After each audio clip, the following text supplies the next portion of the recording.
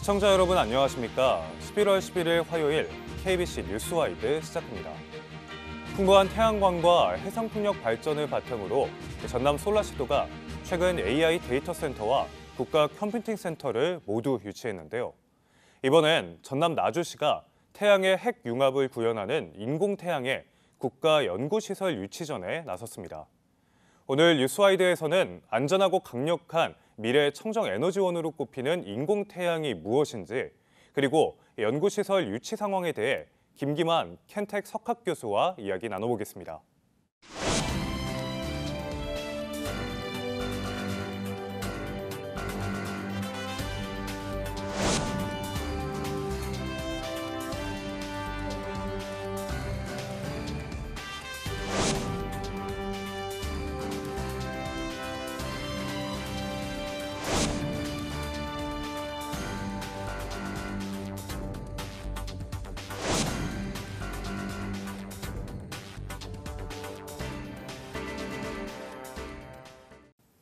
네, 교수님 안녕하십니까? 안녕하십니까?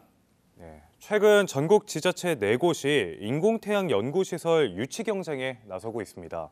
지역에선 나주시가 경쟁에 뛰어들었죠. 먼저 인공태양이 무엇인지 설명 부탁드립니다. 예, 인공태양이란 사실 소위 말하면 사람이 만든 태양이란 뜻이죠. 네. 사실 따지고 보면은 모든 에너지는 핵에너지에 그 근원을 두고 있습니다.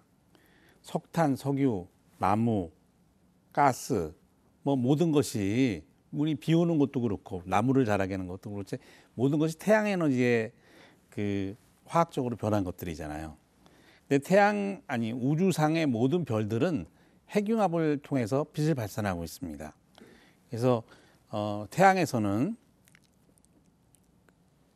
고온의 수속 원자끼리 부딪혀 갖고 핵융합을 일으켜냅니다. 네. 그래서 헬륨이라는 원소를 가스를 만들어내면서 빛을 발생하는 것이죠. 그 빛으로 나무도 자라고 곡식도 자라고 태양전지에서 전기도 생산하고 바람을 이용하여 풍력 발전도 하고 또 우리가 말했듯이 비를 골고루 바닷물에 있는 것 갖다가 이쪽 땅에도 뿌려주고 하면서 곡식도 자라게 하고 모든 것이 태양 에너지죠. 이 태양 이런 수소끼리 핵융합 반응, 태양 에너지의 그걸 갖다가 지구상에서 자유자재로 조절 가능한 형태로 만들어자는 것이 인공태양을 건설하자는 계획인 겁니다. 그래서 그리고 우리가 현재 유치하고자 하는 인공태양 연구시설은 인공태양 장치를 건설하자는 건 아니고요. 당장에 인공태양 장치를 연구하는 시설을 일단 만들어야 되거든요. 그거를 하자는 것입니다. 네. 인공태양은 핵 융합을 기반으로 한 꿈의 에너지로 불립니다. 신재생 에너지를 중심으로 한 에너지 대전환이 진행되고 있는 가운데 인공태양에 관심이 집중되는 이유는 무엇일까요? 여러 가지 이야기가 있지만 에너지 생산에 환경 문제를 일으키지 않는 시설은 없습니다. 그런데 핵융합은 조금 다릅니다. 일단 핵융합은 깨끗해요. 핵방 후에 폐기물격으로 나오는 것이 헬륨 가스입니다. 우리가 풍선을 불 때 쓰는 그 가스가 바로 헬륨 가스죠. 네. 사람들이 조금 마시고 목소리 막 변하고 장난치고 그러는 가스죠. 그 무해한 가스입니다. 핵분열 발전소처럼 기존의 핵 발전소처럼 고준위 폐기물이 전혀 없어요. 그리고 핵융합 반응의 원료는 중수소와 삼중수소인데요. 우리 수소에서 중성자가 좀 하나 더해지면은 그 조금 무겁다 그래갖고 중수소라고, 2개가 되면 더 무겁다 그래서 삼중수소라 그럽니다. 네. 근데 중수소는 바닷물에 무진장이 있습니다. 그리고 삼중수소는 블랭킷이라는 장치에서 스스로 생산합니다. 연료가 무한한 거예요. 그리고 그래서 안전합니다. 폭발이 일어날 수가 없어요. 조금만 잘못되면은 꺼집니다. 자동으로 꺼져요. 그렇기 때문에 깨끗하고 무한하고 안전한 거예요. 그래서 오래전부터 궁극의 에너지원으로서 생각하고 있었습니다. 네. 아리백 시대에 필수적인 이 태양광과 풍력 등 신재생 에너지가 대표적인 청정 에너지지만 안정성과 효율성에 대한 의문은 늘 지적이 됩니다. 그런 면에서 상대적인 강점이 있다고 볼 수 있을까요? 핵융합 발전소에서는 생산되는 에너지의 양을 그 플라즈마 전류의 양에 조절하면서 마음대로 조절할 수 있어요. 이렇게 전기 생산량을 갖다가 마음대로 조절할 수 있는 발전소는 거의 없습니다. 네. 그러니까 화력 발전소는 이제 조절이 많이 되느냐에 당연하고 없어요. 사실은 화력 발전소밖에 없어요. 그런데 이제 화력 발전소는 아시다시피 이산화탄소 발생 문제로 미래에서는 사용하기 어렵게 될 거라고 예측하고 있거든요. 또 재생에너지의 가장 큰 문제는 에너지 생산량을 조절할 수 없다는 것이죠. 태양전지 햇빛 있으면 전기가 생산되고 없으면 전기가 생산되지 않죠. 또 풍력 발전도 바람이 있으면은 생산되고 바람 없으면은 생산되지 않고 바람이 너무 세도 이제 구조적인 문제 때문에 이제 전기를 생산할 수가 없습니다. 이제 이렇게 재생에너지는 생산되는 에너지의 양을 인간이 조절할 수가 없어. 다 자연이 조절을 하는 거예요. 그래서 그런데 이제 재생에너지 생산이 부족할 때도 우리는 필요한 전기 에너지가 있습니다. 이때 이럴 필요한 에너지가 있을 때 핵융합 발전소에서 전기의 에너지 생산량을 조절하면은 우리가 필요한 만큼의 에너지를 갖다가 공급할 수 있게 되는 거예요. 재생에너지와 핵융합 에너지는 한마디로 궁합이 너무 잘 맞는 거죠. 재생에너지에는 핵융합 에너지가 있어야지 정말 유용하게 사용할 수 있다고 생각합니다. 네. 과기부는 이번 인공태양 연구시설 구축 사업 공모 신청을 모레 13일까지 받고 이달 말 최종 부지를 발표할 예정인데요.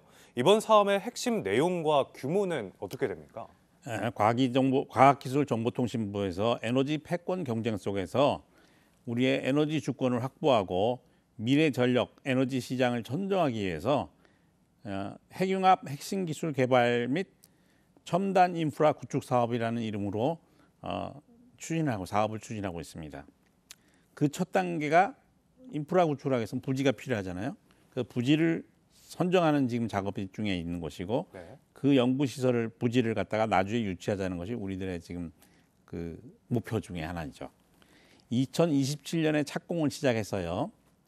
약 10년간 공사를 해서 2036년에 완공을 목표로 하고 있는데요. 약 3,500억 규모의 기술 개발에 들어가는 돈 연구비와 그다음에 8,500억 규모의 인프라 구축에 들어가는 시설 구축에 들어가는 비용이 소모될 것입니다.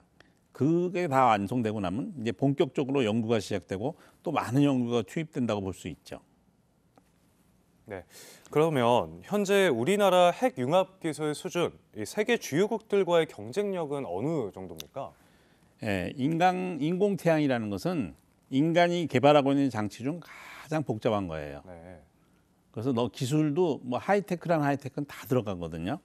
그래서 다양한 기술이 필요하기 때문에 우리나라의 핵융합 기술이 어느 분야를 따지느냐에 따라서 조금씩 달라지기는 합니다. 그런데 토카막 장치 제작 분야에 있어서는 물론 인건비가 싼 중국이 가격 경쟁에서 조금 우위에 있을 수 있어요. 가격 경쟁력 부분은. 그렇지만 우리나라가 최고 수준이라고 말할 수 있습니다. 특히 초연도 자석 기술, 중공업 분야 기술, 핵융합 연료 기술 등은 1등이라도 말해도 될 것 같아요. 핵융합 물리 기술은 전 세계가 지금 현재 공동으로 연구를 하고 있어요. 근데 그 연구 인력이 많은 유럽이 약간 리드를 하고 있는데 우리나라도 큰 기여를 하고 있습니다. 한 가지 기분 좋은 얘기는 현재까지 건설된 최고 성능의 토카막 장치가 한국핵융합에너지연구원에 있는 K스타 장치라고 생각하시면 맞습니다. 실제로 그렇고요. 전체적으로 이걸 봤을 적에 전체적으로 우리나라의 기술 경쟁력이 최고 수준에 있다고 말할 수 있습니다. 네. 총 사업비 1조 2천억 원이 투입되는 이번 사업에는 4개 지자체가 경쟁에 뛰어들어 경쟁이 치열합니다. 네. 그렇다면 나주가 가진 강점은 무엇입니까? 사실 유축의 경쟁에 뛰어들고 있는 모든 지자체에서 부지 자체 내에서는 합격점을 받도록 노력할 거예요. 네. 많은 어려움이 있지만 어떻게든지 만족을 시킬 겁니다. 근데 나주는 우리나라의 에너지 수도로서 전력 에너지 분야에 있어서 한전을 중심으로 많은 기업들이 있습니다. 그래서 많은 기업들이 나주 부근에 광주를 포함해서요. 나주 부근에 사업장을 차리면 좀 더 잘 될 것 같은 기대감이 있어요. 그래서 상대적으로 사업장을 차릴 가능성이 높고요. 그 다음에 그것이 결국은 지역 경제 활성화를 목표를 달성하기에 용이한 위치에 있다고 이제 생각할 수 있죠. 근데 실질적으로 핵융합 연구시설이 전력 산업 쪽에 직접적으로 이제 막 기여해서 막 돈을 막 벌고 이러는 거는 이제 연구시설 다 짓고 연구 많이 해갖고 그 뭔가 진짜 발전소를 짓고 그래야 되니까 좀 시간이 더 필요할 것 같지만 하여튼 많은 기대 효과가 있을 것 같습니다. 근데 이제 켄텍은 그런 산업 문제도 있지만 켄텍이 작지만 에너지 연구 특화 대학으로서 핵융합 연구라는 교수님들이 지금 현재 4분이 계세요 벌써. 네. 그 우리나라 대학교 중에서 거의 최고를 많은 수준이죠. 이 중에 세 분이 저를 포함해서 3명이 한국핵융합에너지연구원에서 일을 하셨던 분들이에요. 그래서 현재도 같이 공동 연구를 하고 있는데 공동 연구하는데 뭐 다 친구 같은 사람들이고 후배 같은 사람들이 그러니까 굉장히 뭐 잘 통하죠. 네, 좋은 시너지 효과가 있겠네요. 예. 그래서 내년에도 핵융합 관련된 교수분을 한 번 더 뽑기로 되어 있습니다. 그리고 앞으로도 지속적으로 교수님을 영입할 계획이에요. 그러니까 켄텍이 핵융합 쪽에서 제일 큰 학교 중에서 제일 큰 그 집단이 될 것입니다. 그 핵융합 장치 기술 중에 핵심이 초연도 자석 기술이거든요. 근데 이거 중에 가장 중요한 시설이 초연도 도체 시험 설비예요. 이때까지는 모든 나라가 스위스에 있는 슐탄이라는 설비가 있는데 11테슬라라고 자기장의 세기입니다. 거기에서 모든 걸 다 했어요. 전 세계가 거기 하나만을 의존했죠. 근데 우리가 이번에 16테슬라짜리 훨씬 세죠. 전 세계 최고의 그 자기 초전도 도체 시험 설비를 켄텍 우리 캠퍼스 내 구축 중에 있어요. 같이 한국핵융합에너지연구원이랑 같이 공동 연구를 하고 있죠. 그 앞으로도 이게 많이 쓰일 것이고 또 향후에도 켄텍이랑 한국핵융합에너지연구원이랑 계속 공동으로 연구를 할 거예요. 이런 것이 핵융합 인공태양 연구시설이 나주에 유치된다면 많은 시너지 효과가 있을 것입니다. 네, 말씀하신 대로 나주는 세계 유일의 에너지 특화 대학인 켄텍이 있다는 점이 큰 강점으로 꼽힙니다. 인공태양 연구시설이 나주에 들어서게 되면 대학과 어떤 시너지 효과를 낼 수 있을까요? 예, 지금도 준비를 하고 있는데 인공태양 연구시설이 나주에 유치로 결정이 되면은 켄텍에서는 핵융합 전문 대학원을 만들 예정이에요. 그 정부 출연 연구소는 항상 인력 부족으로 어려움을 겪고 있어요. 상대적으로 연구비 대비 인력이 우리나라가 외국에 비해서 좀 인력이 적어요. 네. 그래서 이제 그런데 이제 켄텍이 핵융합 전문대학원에 핵융합 전공하는 학생들이 이제 모이면은 이 학생들이 인공태양 연구시설, 즉 현재의 한국핵융합에너지연구원의 시설이겠죠. 거기 가서 실험에 참여하고 실험을 준비하고 또 공동 연구를 하면서 정부 출연 연구소의 인력 부족 문제, 심각했던 문제를 갖다가 큰 도움을 줄 거라고 생각합니다. 그리고 한국핵융합연구원의 연구원자분들께서는 켄텍의 겸임 교수가 돼서 켄텍에서 다양한 분야에 대한 강의를 해줄 거라고 생각하고 있어요. 그리고 많은 우수한 인력을 양성하는 데 큰 도움을 주실 겁니다. 핵융합 에너지 개발은 정말로 다양한 분야의 연구가 필요해요. 그래서 우수의 양성이 굉장히 어렵습니다. 그리고 다양한 분야의 교수진이 필요한 분야예요. 이를 해결할 수 있는 방법이 켄텍과 한국핵융합에너지연구원이 공동으로 강의를 하는 거예요. 제 생각에는요. 그걸 항상 꿈꾸고 있었습니다. 핵융합연구원에서도. 그 한국핵융합에너지연구원 켄텍이 마음을 같이해서 노력을 하면은 우리나라 핵융합 기술에 있어서 일취월장할 수 있다고 자신하고 있습니다. 국가핵융합연구소 소장을 지낸 핵융합 분야 대표적인 연구자신데요.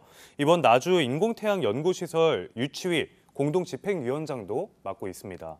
먼저 과기부 공모 일정은 어떻게 됩니까?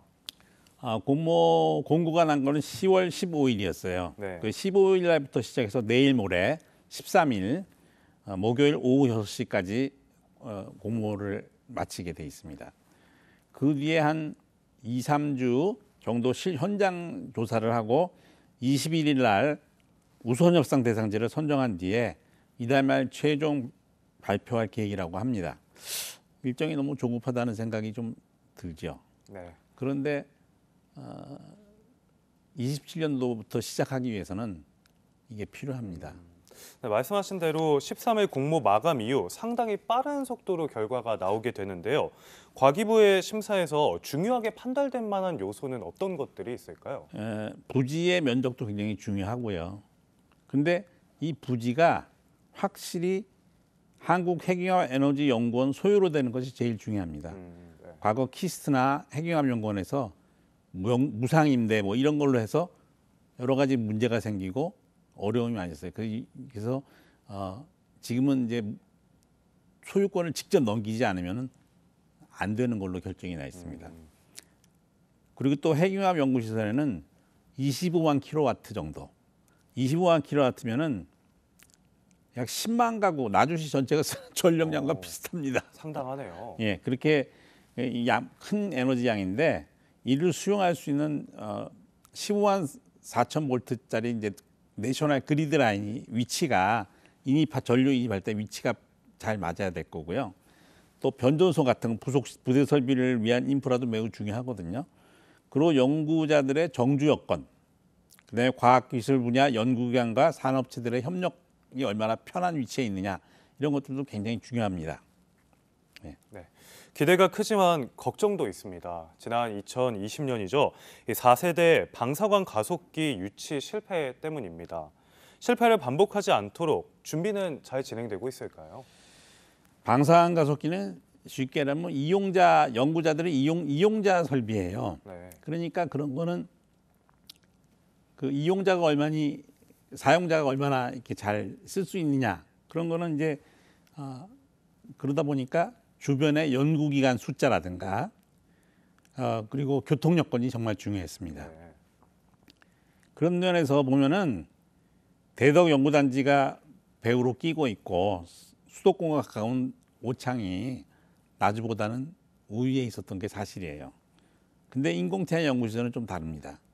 이거는 사용자 이용시설이라기보다는 그거는 사용자가 있긴 있는데요. 1년에 한 석 달 뭐 조금만 사용하고 많이 사용하지 않습니다. 그리고 이제 실제로 준비하고 하는 거는 외부 사람들이 하는 게 아니라 그 내부 인력들이 이제 켄텍 연구원들도 같이 포함해서 그랬으면 좋겠지만 그 주로 이제 한국핵융합에너지연구원 사람들이 주로 일을 하는 거예요. 그래서 외부랑 그렇게 큰 지역은 연계가 되지는 않아요. 근데 이제 다른 지자처럼 대학과 연계가 해서 시너지 효과가 있을 거라고 얘기는 했지만 우리 학교처럼 적극적으로 핵융합 연구를 지지하는 학교는 거의 없을 거라고 생각합니다. 광주과기원에서 핵융합을 연구하시는 분이 있어요. 그래서 우리 학교뿐 아니라 광주과기원도 계시고 그래서 대학과의 시너지 효과에서는 나주시가 가장 높은 평가를 받을 수 있지 않을까 그렇게 생각하고 있습니다. 주민 수용성에 대해서는 나주 시민들께서 진심으로 환영해 주시니까 큰 도움이 될 거라고 생각하고요. 나주시에서는 교통이나 주변 시설, 정주 여건, 여러 가지 이런 면에서 좀 노력해 주시고요. 그다음에 좀 더 좋은 여건의 부지를 제공하도록 노력해 주시면 될 것 같습니다. 네. 이번 사업은 2027년부터 2036년까지 총 사업비 1조 2천억 원이 투입돼 핵심 기술 개발과 실증 인프라 구축이 진행이 됩니다.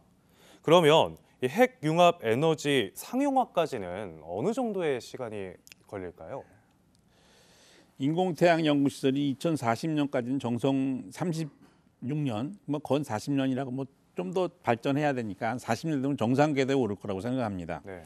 그럼 20년 정도 지나고 나서 60년 정도에는 상용화가 가능할 것이라고 생각해요. 그렇게 기대해 봅니다. 네. 원래는 사실은 이터라고 이제 국제 열핵융합 실험로 사업이 있었는데 그게 일정대로 계획대로 진행됐다면은 좀 많이 지연이 됐습니다. 2052년에 사형 발전을 시작하는 걸로 계획을 잡았었는데 좀 지연이 된 거죠. 네. 상용화를 위한 첫걸음이라고 볼 수 있는 사업이기 때문에 장기적인 관점이 필요해 보입니다. 이 인공태양 연구시설 구축으로 지역과 국가 차원에서는 어떤 변화와 효과를 기대해 볼 수 있을까요?